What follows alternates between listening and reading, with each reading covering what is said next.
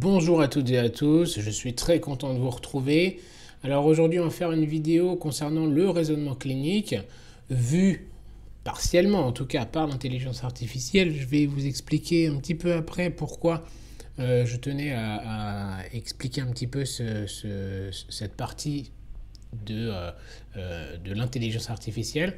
Donc le raisonnement clinique en médecine d'urgence, c'est assez particulier. Alors ça ne diffère pas d'autres raisonnements cliniques médicaux, d'autres spécialités, mais il y a un volume de patients qui est différent. Le contexte est parfois difficile avec des gardes en milieu de nuit où il y a un flux de patients important. Et vous comprendrez que le nombre de patients différents et les pathologies variées font que le raisonnement clinique, en plus, c'est bien souvent aux urgences que l'on fait que ce soit au travers de bilans biologiques ou d'imagerie, qu'on l'on fait le diagnostic d'une pathologie donnée. Donc vous comprendrez qu'il faut essayer d'avoir un raisonnement clinique bien structuré pour limiter la iatrogénie, bien évidemment, puisque sinon ça peut être pourvoyeur de morbimortalité et ça peut parfois allonger la durée de traitement ou la durée d'hospitalisation aux urgences. Et donc on va voir un petit peu comment vous forger un raisonnement clinique. Ça concerne évidemment peut-être un petit peu plus les externes et les internes, même si je pense que ça concerne évidemment globalement tout le monde. Alors quelle approche cognitive utiliser? On va parler, ça va être un peu de la métacognition, puisque c'est comment réfléchir. Eh bien, on reconnaît dans la littérature globalement deux types d'approches. La première, c'est l'approche dite intuitive. C'est simple à comprendre, hein, intuitif, c'est vraiment ce qui ressort, c'est la première impression, le first look. Et à cela s'oppose l'approche dite analytique où on va vraiment se plonger profondément dans la réflexion. L'approche intuitive est plutôt intéressante, en tout cas aux urgences, puisque ça nous permet de réagir. Alors, dans la littérature anglaise, ils disent promptement, mais c'est très rapidement. Puisque quand il y a une détresse respiratoire et que le patient est bleu, on ne va pas se dire dans la méthode analytique, alors est-ce que, étant donné que le patient est bleu, il faut que j'élimine les différentiels, est-ce que je ne dois pas prendre une mesure de la saturation en oxygène? Il est bleu, il est en détresse respiratoire, on met de l'oxygène. Ça, c'est l'approche intuitive. Alors il peut y avoir effectivement un risque d'erreur cognitive par la suite, et on va voir comment les limiter. Je vous donne un exemple, on vous appelle au centre 15, un patient est en train de faire soi-disant une crise d'épilepsie, et en fait c'est un patient qui présente une crise non épileptique psychogène, une CNEP, qui n'est pas connue, en tout cas qui ne vous est pas connue dans votre raisonnement, dans votre approche cognitive globale, et donc à ce moment-là, vous déclenchez des moyens qui ne sont pas forcément ceux que vous auriez déclenchés en connaissance de cette pathologie qu'est la CNEP par exemple. C'est un exemple comme un autre. Deuxième approche, donc de l'autre côté, l'approche dite analytique, où là il va falloir vraiment mettre en relation toutes vos connaissances. L'observation clinique aboutie et complète du patient, parfois appelée la famille, pour avoir des informations, puisque c'est le cas par exemple d'une chute. Est-ce que c'est une chute sur un malaise? Le patient ne s'en souvient pas, c'est une personne âgée par exemple. Là, vous pourrez peut-être perdre le temps d'appeler un tiers, ça peut être un voisin, un commerçant qui était à côté, et qui vous confirmera, oui c'est sûr, je l'ai vu tomber, oui, il y avait le trottoir qui était mal fait, et puis la personne est tombée. On peut perdre du temps, effectivement, mais des fois, on peut faire des erreurs, de la même manière que l'on peut faire des erreurs avec l'approche intuitive. Mais quand un patient vient pour céphaler, on évite de se jeter immédiatement sur le scanner cérébral. Peut-être qu'il faut quand même prendre la tension artérielle avant. Peut-être qu'il faut prendre le temps de savoir que le patient est migraineux et qu'en fait, il présente tout simplement une migraine. Un épisode un peu inhabituel chez lui, mais effectivement, c'est ça. Donc, on va voir un petit peu comment mettre en place cette approche intuitive et analytique, et à la fin on mettra des exemples pour que vous compreniez un petit peu mieux tout ça. Donc il faut évidemment avoir les deux approches et pas privilégier une par rapport à l'autre. La première chose à faire, en tout cas selon les études, la littérature médicale, la première chose c'est alors, est-ce que c'est bien traduit ou pas, mais on pourrait dire étiqueter ou délimiter le cadre, mettre en boîte, c'est la première chose à faire. C'est vraiment le processus initial, c'est définir le cadre. Alors on a les premiers indices, les premières impressions, mais encore une fois, tout ça, ça nécessite d'aboutir à l'information de manière active, c'est de manière proactive. Le patient vient pour une douleur abdominale, donc on lui pose la question: depuis quand, où ça, est-ce que vous avez de la fièvre, est-ce que vous avez vomi, est-ce qu'il y a des diarrhées, est-ce qu'il y a du sang, etc., etc. Donc là, on est dans l'approche un petit peu quand même intellectualisée. Vous verrez des petits schémas là, c'est pour essayer d'expliquer un peu plus en détail tout le processus cognitif, mais vous comprendrez qu'à chaque fois, on va passer de cette approche plus analytique vers l'approche plus intuitive et on va faire que un ping-pong entre les deux. Donc votre patient vient, vous faites votre première impression, évidemment vous prenez les paramètres comme à chaque fois. Étiquetage du patient, est-ce que c'est une tachycardie, une hypotension, une polypnée, une détresse respiratoire, circulatoire, neurologique? Votre première impression, votre patient peut présenter une détresse neurologique, en tout cas il vous paraît Glasgow 3, mais en fait c'est simulé, donc il faut quand même rester critique par rapport à ça. D'où l'analyse critique qui vient rapidement après la première impression. Vous avez un signal de saturation qui est mauvais, est-ce que c'est parce que le patient est réellement pas bien, ou est-ce que tout simplement votre mesure est incorrecte en raison d'un défaut de mesure pour un problème de matériel ou autre chose? Vous évaluez le degré d'urgence et vous effectuez ce qu'on appelle donc le triage en médecine d'urgence. C'est vraiment la première étape, c'est le cadre. Alors tout ça, bien sûr, ça se fait un peu de manière intuitive et ça sous-tend une approche sémiologique poussée. Vous ne pouvez pas faire, entre guillemets, de la médecine sans sémiologie, c'est la base de la base. Vous devez rechercher ces signes, par exemple. Vous devez savoir que c'est une cyanose, une acrocyanose. Voilà. Le patient, il est bleu des extrémités. Qu'est-ce qui peut se passer? Et vous devez maîtriser votre sémiologie pour pouvoir évoluer dans votre réflexion. Et c'est souvent ça qui va vous permettre d'avoir même une rétroaction. Donc on va avancer dans notre approche cognitive. Donc ça, c'était la phase numéro 1, on délimite le cadre. Je donne juste un exemple. Vous connaissez, vous avez en tête votre prise en charge pour la détresse respiratoire aux urgences. Donc vous savez qu'il y a une évaluation initiale, très bien, il y a les signes de gravité à rechercher, comment ça a évolué, quelles sont les étiologies possibles, tout ça vous connaissez. Vous savez que si ça évolue très rapidement depuis 10 minutes après la prise de cacahuètes, soit il y a une cacahuète qui est dans les voies aériennes supérieures, soit c'est une anaphylaxie. Bon, très bien. Comment est votre patient? Sueur, tirage, il est bleu, tout ce que vous voulez. Tout ça, vous connaissez, vous l'avez emmagasiné, c'est votre carte heuristique, c'est votre carte de raisonnement, votre mind map, vos connaissances, votre donnée. Tout ça, vous l'avez en tête, ou en tout cas, vous devez, pour prendre en charge votre patient, l'avoir en tête et pouvoir dérouler selon ces petites cases. Donc, vous voyez, votre prise en charge immédiate de la détresse respiratoire, mesures générales, examens initiaux. Vous savez que quand vous avez une détresse respiratoire, il faut le mettre demi-assis, il faut mettre de l'oxygène, il faut le monitorer, il faut avoir une voie veineuse périphérique. Vous le savez. Et donc, ça, c'est votre boîte, entre guillemets, j'allais dire de bricoleur, mais c'est à l'image du bricoleur qui prend sa boîte d'outils. Vous savez que pour la prise en charge d'une détresse respiratoire, urgence en tout cas, prise en charge immédiate, mesure générale, check, vous avez tout ça. Les examens initiaux, de la même manière, vous savez que vous allez faire un gaz du sang. C'est sûr et certain que vous allez en faire un. Vous allez en faire un. Il va falloir regarder les poumons, il va falloir une imagerie, quelque chose, soit radio ou scanner. Vous le savez. Et toutes ces choses-là, vous comprendrez que c'est plutôt dans la phase analytique et dans quelle mesure vous devez l'incorporer dans votre approche cognitive globale. Phase numéro 2, on est à la phase dite de raisonnement. Alors, parfois, vous aurez l'impression dans l'explication qu'on va un peu tourner en rond, mais ce n'est qu'un échange, ce n'est qu'un ping-pong au final entre l'approche intuitive et l'approche analytique. Vous avez reconnu votre pattern, vous avez reconnu en tout cas la première plainte du patient, c'est une détresse respiratoire. Vous êtes dans la phase maintenant non analytique. Vous êtes dans l'action, dans la réaction. Vous avez reconnu la détresse respiratoire, vous mettez l'oxygène à votre patient.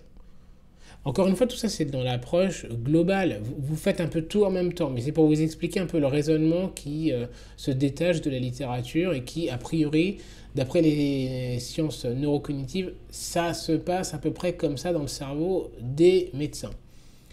Par la suite, vous allez essayer de reconnaître un motif, un pattern, un schéma, cette grande boîte, puisque vous avez déjà fait l'étiquetage, vous essayez de bien reconnaître et d'identifier ce schéma de prise en charge. Vous savez que dans votre prise en charge d'un patient qui présente une fièvre, bah, il va falloir peut-être mettre du paracétamol. Est-ce qu'il a une endocardite? Est-ce qu'il a une pyélonéphrite? Tous ces trucs qui terminent en IT. Est-ce qu'il faut faire une échographie cardiaque pour l'endocardite? Est-ce qu'il y a besoin de noradrénaline? Il peut mal se passer, il va en choc septique. Toutes ces choses-là, en fait, ce sont un peu des mots-clés qu'il va falloir agencer autour de votre prise en charge et de votre approche cognitive. D'accord? C'est l'approche, c'est la phase numéro 2 de votre approche cognitive, le raisonnement. Vous reconnaissez les patterns, votre application de vos cartes heuristiques, de vos arbres décisionnels, où est-ce que vous en êtes par rapport à tout ça. Et à la fin aussi vient l'intégration de vos connaissances et bien sûr de vos expériences. Ça, c'est vraiment le processus de raisonnement global.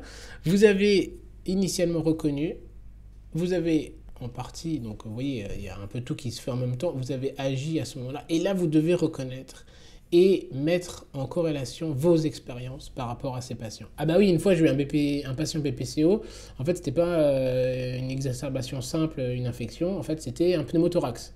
D'accord. Et donc là, vous avez reconnu que dans vos expériences, vous avez eu affaire à ce genre de problématique. Encore une fois, si on met en relation avec une pathologie donnée, donc ça c'est ce que vous apprenez au final, ça pourrait être l'arborescence de vos connaissances que vous avez à disposition. Dans votre case embolie pulmonaire, vous avez toute la partie physiopathologie. Est-ce que vous en avez besoin dans l'immédiat, quand le patient vient et qu'il est bleu hypotendu, de savoir que c'est la formation d'un thrombus dans le réseau veineux profond, en tout cas dans l'arbre pulmonaire? Pas forcément. Pas forcément. Vous en aurez probablement besoin à un moment donné dans votre réflexion, mais probablement pas dans l'approche intuitive. Ça, clairement, non. Par contre, dans votre raisonnement, vous allez devoir incorporer d'une part les conséquences. Donc vous dites, ah oui, il y a peut-être de l'hypertension pulmonaire, et ça, à quoi ça me fait penser, comment je le mets en relation avec ma prise en charge? Eh bien, c'est l'échographie cardiaque qui va me dire, ah oui, effectivement, il y a un cœur pulmonaire aigu, même si je sais que ça peut être autre chose. Et oui, j'ai reconnu qu'il y a une augmentation de la pression au niveau du cœur droit, donc peut-être que ça peut en tout cas être une embolie pulmonaire. Ah, il est hypoxique, ah bah oui, je sais qu'il y a une altération des échanges gazeux, bah oui, donc ça peut être une embolie pulmonaire. Ensuite vient la partie des examens complémentaires. Dans le cadre de cet exemple pour l'embolie pulmonaire, vous savez que vous avez des scores qui sont utilisables, même si vous savez qu'il y en a d'autres, parce que vous avez vu le cours sur cette chaîne, bien sûr. Et vous savez qu'il y a cet examen qu'on appelle les dédimères. Donc vous voyez que, oui, je vois que mon patient a une détresse respiratoire. Qu'est-ce qu'il y a comme différentes étiologies? Peut-être que c'est une embolie pulmonaire. Si il y a une embolie pulmonaire, il va falloir peut-être doser les dédimères. Peut-être qu'il me faudra un angioscanner thoracique. Et à nouveau, si on devait poursuivre l'arborescence, angioscanner thoracique, ça veut dire est-ce qu'il a une allergie à l'iode? Est-ce qu'il a une fonction rénale récente? Est-ce que j'ai un cathéter pour pouvoir l'injecter? Etc., etc. Et tout ça, ça va venir s'incorporer naturellement, bien sûr. Au début, c'est pas aussi rapide que quand on a 40 ans d'expérience, hein, heureusement d'ailleurs. Sinon, ça ne serait pas tout à fait juste, mais bon. Et ça va s'incorporer progressivement au fur et à mesure de vos prises en charge. Et donc, vous piquez un petit peu les informations nécessaires pour votre approche cognitive globale. La phase numéro 3, c'est ce qu'on appelle l'incertitude critiquée. Alors, je n'ai pas réussi à trouver là vraiment une bonne traduction anglaise, mais on pourrait dire que c'est cette incertitude qui est critiquée. Vous essayez de vous évaluer, de critiquer votre prise en charge, de vous rassurer quand il faut vous rassurer. Si le patient évolue bien, c'est qu'a priori c'était la bonne chose. Et s'il évolue pas bien, vous reprenez depuis le début et vous évaluez à nouveau le patient. Donc surveillance, rétroaction quand c'est nécessaire, et vous voyez ce ping-pong incessant, cette interaction entre l'approche intuitive et l'approche analytique qui est extrêmement importante à mettre en place. On va voir maintenant quelques biais au niveau de l'approche cognitive globale qu'il faut... Alors, le but, c'est pas de les connaître et de les réciter par cœur, mais au moins que vous en ayez entendu parler au moins une fois. Vous en avez certainement entendu déjà parler. Il y a plusieurs biais dans notre jugement médical. Il y a ce qu'on appelle le biais d'ancrage, c'est l'information initiale. C'est tout ce que vous allez apprendre qui se termine par jusqu'à preuve du contraire. Une jeune femme qui vient aux urgences est enceinte jusqu'à preuve du contraire. Alors je ne vous dis pas qu'il ne faut pas y penser. Je vous dis juste que, oui, il faut y penser, mais peut-être qu'en fait elles ne sont pas toutes enceintes. Ça nous permet d'y penser, mais il faut rester critique par rapport à l'information initiale qu'on a. C'est pas parce que le patient il est alcoolisé qu'il a chuté qu'il a chuté que sur l'alcoolisation. Peut-être qu'en fait il fait un saut dural ou un hématome cérébral et qu'en fait il est en train d'engager. Donc, et qu'il est bradycarde, pas parce qu'il prend des bêta-blocs, mais parce qu'il est en train d'engager. Hein, voilà. Donc tout ça, c'est ce qu'on appelle le biais d'ancrage. Après, il y a le biais heuristique, c'est quand on s'appuie sur vraiment nos raccourcis mentaux, plutôt que sur l'analyse approfondie. C'est un peu le dualisme qu'il y a entre l'approche intuitive et l'approche analytique. Vous savez très bien qu'une douleur thoracique pour faire un ECG. Vous ferez un ECG si votre patient il est tombé et qu'il a mal quand même dans la poitrine à gauche, mais s'il tombe et qu'il a mal dans le thorax à droite, peut-être que c'est quand même qu'une simple fracture de côte. C'est probablement plutôt ça. Après, il peut faire plein de choses, mais c'est probablement plutôt ça. Et ça s'appelle le biais heuristique. Après, il y a le biais de confirmation. C'est qu'on préfère tout ce qui va valider les croyances existantes. Votre patient, il vient, il a de la fièvre, il a du mal à respirer. Vous voyez une pneumopathie au scanner. Après, il y a un peu de surcharge. Vous vous dites, voilà, j'ai raison, c'est une pneumopathie qui lui donne cette détresse respiratoire. Oui, bon, en fait, il est complètement plein, il a des épanchements pleuraux, il a une surcharge du feu de Dieu. Bon, peut-être qu'il aura besoin d'un peu de la Zélix quand même. Le biais d'attribution, le chef a dit, Jacques a dit, c'est ça, du coup, forcément, c'est ça. Alors, pas toujours. Souvent, c'est vrai, mais pas toujours. Il faut rester critique par rapport à ça, et on va voir que ça peut avoir de l'importance, et c'est pour ça qu'il faut toujours revoir et réévaluer tout le temps le patient et notre prise en charge. Le biais de disponibilité, vous en avez déjà vu 3 des coliques néphrétiques durant la nuit. Bon, le 4e, il vient pour ça, vient pour une douleur abdominale. Ah oui, c'est une colique néphrétique, merci, j'en ai vu 3. Pas toujours. Pas toujours. Donc, c'est pas parce qu'on en a vu plein, ça ressemble à ça, que forcément le suivant, ce sera ça. Il y en a d'autres, on pourrait en lister plein. Rapidement, il y a le biais émotionnel. Je fume, il fume, et il vient pour une douleur thoracique. Bon, ça se trouve, c'est vraiment rien, mais peut-être que c'est un cancer. J'ai pas envie que ce soit un cancer, parce que, je fume, ça m'embête et tout. Peut-être que c'est quand même ça. Donc, il faut aller jusqu'au bout. Le biais de négativité, on voit que l'aspect négatif de certains examens, en tout cas, ou de certains signes cliniques, c'est négatif, du coup il a rien, il a pas de douleur dans le bras gauche, il a pas de douleur dans le cou, c'est pas un infarctus. En fait, peut-être c'est un infarctus inférieur, il a une douleur épigastrique et il nécrose sa paroi et bientôt voilà. Autre exemple, une BU négative chez l'homme, il se plaint d'une pollacurie, une gêne, la BU négative, c'est sûr c'est pas une prostatite. Mais vous savez que la valeur prédictive négative, elle n'est pas exceptionnelle chez l'homme. Le biais de confirmation sociale, c'est l'opinion de groupe. Tout le monde dit qu'il fait une pyélonéphrite. Peut-être qu'il fait une pyélonéphrite, peut-être qu'il fait une embolie artérielle, peut-être qu'il fait une ischémie rénale. Peut-être. C'est très rare. Je dis peut-être. Restons critiques. Biais de réaction à l'échec. Une fois, j'ai raté justement cette ischémie critique, cette ischémie du rein. C'était une embolie.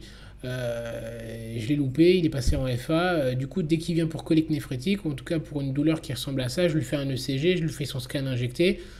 C'est un biais qu'il faut s'enlever de la tête quand même. Il faut rester critique par rapport à ça. On ne forge pas sa réflexion clinique sur des histoires de chasse.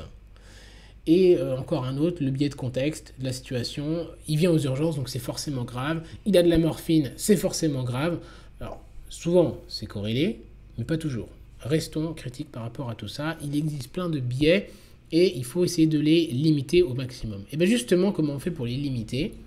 En médecine d'urgence, on peut s'aider d'algorithmes, de modèles prédictifs. Tous les algorithmes et les scores, vous les connaissez. Le Wells, le Blatchford, le MASC, le Cushman, le truc, le machin. Il y en a plein, on ne sait même plus trop quoi en faire à force. Mais ça reste des modèles qui sont intéressants, puisqu'ils sont prouvés un petit peu mathématiquement, en tout cas statistiquement, c'est quand même très intéressant.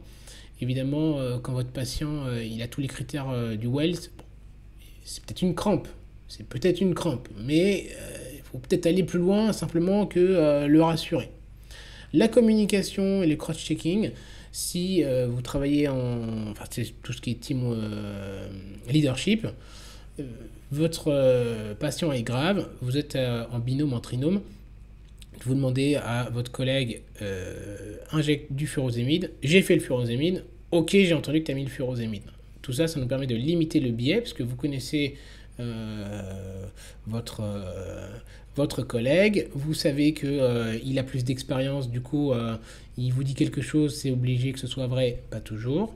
Et donc tout ça, c'est la communication qui le permet. Le cross-checking de dossiers médicaux, on l'explique à un autre collègue qui va critiquer un petit peu la prise en charge. Parfois c'est tout à fait correct, parfois il peut manquer des éléments. Quand on a la tête dans l'eau, la tête dans le guidon, des fois on oublie des choses, c'est naturel. La checklist, alors c'est typiquement au bloc opératoire. Les méthodes de signalétique, les bandeaux rouges en cas d'allergie, c'est très important.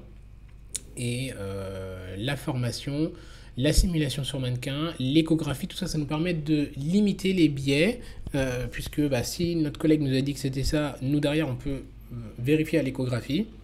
Si le patient nous dit qu'il a une douleur abdominale, on se dit que c'est sûr, c'est une colique néphrétique, et puis en fait on voit qu'il a un épanchement intra-abdo très abondant, bon, peut-être que c'est pas qu'une simple colique néphrétique. Tout ça, ça nous permet de limiter un petit peu les biais dans notre approche cognitive, dans notre raisonnement clinique aux urgences. Et peut-être que si vous êtes demandeur, je ferai une vidéo particulière par rapport à l'intelligence artificielle, comment l'incorporer et le devenir dans tout ça, enfin de la médecine en général, avec l'intelligence artificielle. Je vous propose 2 cas pour bien cerner le mécanisme, le raisonnement clinique et l'approche cognitive. On vous apporte un patient comateux avec de l'oxygène. Souvent, c'est un peu comme ça. Il n'y a pas toutes les informations aux urgences, parce que c'est ce qui fait la particularité des urgences. Et donc, comme information, il arrive au déchocage. Vous savez que c'était une suspicion d'IMV. Et votre collègue vous a expliqué que c'était probablement une IMV. Le patient est Glasgow 10. Il est amené par un collègue qui est expérimenté. Vous savez, il a 25 ans d'expérience quand même, de plus que vous. Donc voilà, c'est dire. Et il a de l'oxygène sur le nez. Encore une fois, je caricature dans mon langage pour vous expliquer comment se passe la vraie vie. Il vous dit que c'est une suspicion d'IMV. Bon, votre raisonnement, votre approche analytique, ça va être c'est une IMV, d'accord. Donc IMV, quel est l'état neurologique? Est-ce qu'il y a une détresse? Vous faites toutes vos détresses, vous pouvez faire votre ABCDE, ce sont des méthodes cognitives pour prendre en charge votre patient, mais vous savez que il vous faut l'heure de prise, les molécules, il vous faut éventuellement un screening urinaire, éventuellement des antidotes, et dans les antidotes, vous déroulez vos boîtes, vos étiquetages, vos cartes heuristiques, vous avez les différents antidotes, donc flumazenil, naloxone, etc., etc. Vous le savez, mais tout ça, vous ne le développez pas. C'est disponible dans votre cerveau, mais vous ne le développez pas. Et pour l'oxygène, à nouveau, il était peut-être en détresse. Est-ce qu'il a inhalé? Est-ce que c'est circulatoire? C'est une fausse mesure? Tout ça, vous l'intégrez sans pour autant le manifester verbalement. Même si des fois, c'est important de le manifester verbalement. Première chose, vous avez ce biais d'ancrage. On vous dit c'est une suspicion d'IMV, donc l'état global du patient, pour vous, est dû à son IMV. Puisque c'est ce qu'on vous a dit, première chose, biais d'ancrage, vous vous focalisez dessus. Deuxième et troisième chose, biais d'attribution. C'est votre collègue expérimenté qui vous a dit que. Et ensuite, ça a été validé par les autres, tout le monde y croit parce que le premier, etc., ça peut être un biais un peu étendu de conformité sociale. Bon, il faut quand même se méfier de tout ça. En tout cas, votre patient, il n'a pas l'air frais, comme on pourrait dire, il a l'air plutôt grave, globalement, on est d'accord. Donc vous arrivez à votre deuxième phase, le processus de raisonnement, il est installé, vous reprenez tout de A à Z. L'examen, par exemple, en mode ABCDE, votre examen de la tête aux pieds, savoir s'il y a une détresse à prendre en charge dans les médias. Vous faites votre raisonnement. Je peux faire des examens paracliniques Et vous dites, ah bah, il y a une détresse respiratoire. En tout cas, vous savez que dans votre oxygène, là, vous êtes dans votre case détresse respiratoire. En plus, il y a l'IMV, il y a une détresse, quelle qu'elle soit. Vous faites une gazométrie artérielle. Parce que vous le savez, c'est dans votre raisonnement, dans votre approche analytique. Vous le faites. Et là, qu'est-ce que vous trouvez? Ah, une hypercapnie à 95. Bon, là, c'est pas bon quand même. Peut-être que il a un peu trop d'oxygène. C'est probable. Et là, il vous dit, ah bah oui, en fait, oui, il est BPCO. Ah oui, et bien en fait, à l'auscultation, ah ouais, ça colle. Ah puis, en fait, il a les doigts pleins de tabac. Ah oui, ah puis dans les antécédents, en fait, il y a ça, mais votre collègue, il n'a pas pu le voir parce qu'il avait un ancien courrier qui n'était pas complet. Ah ouais, d'accord. Donc en fait, c'est peut-être l'hypercapnie qui provoque tout ça. Bon, bah, de toute façon, si c'est une intox au benzo, vous vous dites, il a déjà son antidote. Ok, très bien. Et puis au niveau respiratoire, bah, peut-être que je peux l'aider en le ventilant un petit peu avec de la VNI, puisque le patient n'est pas réanimatoire. Sinon, évidemment, il y aurait une indication à intuber.